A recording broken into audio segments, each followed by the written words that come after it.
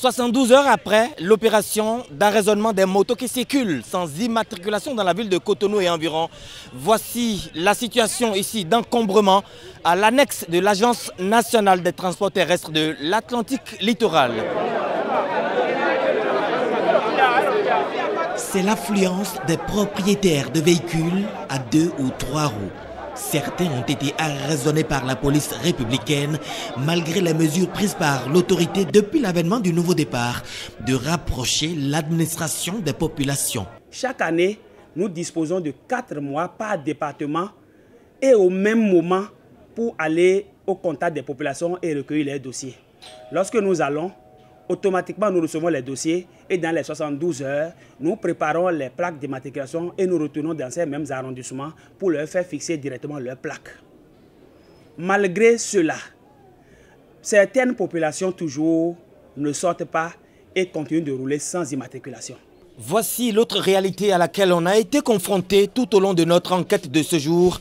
Ici, à l'annexe de l'Atlantique littoral de la NAT, des milliers de plaques d'immatriculation pour lesquelles les requérants ne se sont pas jusque-là manifestés.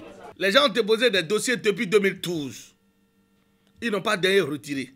Les gens ont déposé des dossiers. Et ces dossiers-là ont fait l'objet de rejet.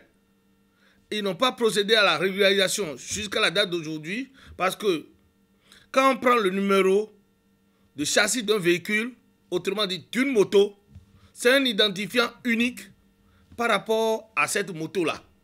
Mais par moment, il nous arrive dans le système de constater que le numéro de châssis de X correspond au numéro de châssis de Y. Pour corriger des situations du genre, il faut qu'on ait nécessairement les deux motos. Avant 2016, environ 165 000 motos ont pu être immatriculées. De 2016 à la date d'aujourd'hui, nous avons déjà doublé. Mais on est loin, encore très loin de l'objectif. Parce que l'objectif, si vous faites une estimation, même si nous n'avons pas une source fiable, des données fiables pour ce qui concerne le nombre de motos en circulation en République du Bénin, on peut estimer ça quand même à 1 million.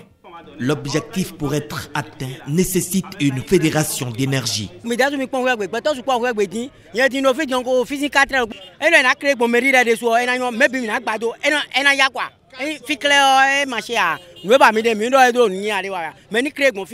Ça là, je suis d'accord. Nous sommes en train de prendre des dispositions conséquentes pour que d'ici à demain ou après-demain au plus grand tard, qu'il y ait suffisamment d'équipes pouvant contenir la grande masse. Je suis d'accord. On est en train de prendre des décisions conséquentes, même par rapport à la saisie. J'avoue, on n'avait pas une cellule spéciale dédiée à l'immatriculation des véhicules à 2 roues. Mais depuis 2016, vu la masse critique de motos en circulation non immatriculées en République du Bénin, on a dû mettre en place une cellule spéciale informatique qui est dédiée à l'immatriculation des véhicules à 2 roues.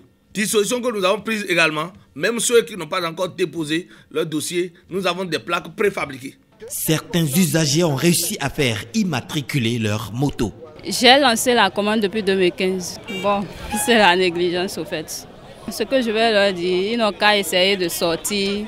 Bon, si ils ont leurs occupations, ils n'ont qu'à chercher un peu de créneaux pour venir chercher. Parce que bon, avec ce qui se passe maintenant, il faut chercher à retirer pour circuler librement.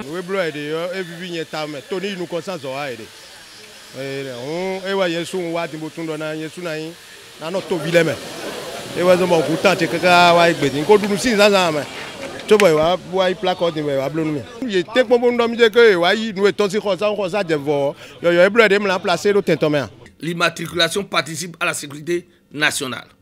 Et si nous ne sommes pas en sécurité, je crois que nous ne pouvons pas développer notre pays. Je crois que le moment est venu pour que cette pratique anormale qui a été érigée en mode de gouvernance dans notre pays, qu'on puisse profiter pour corriger. Il va de l'intérêt de tout un chacun de nous. Depuis 2017, à l'actif du gouvernement de la rupture, les frais d'immatriculation sont désormais supportés par les importateurs de véhicules. Mais beaucoup ignorent encore que l'obéissance vaut mieux que le sacrifice.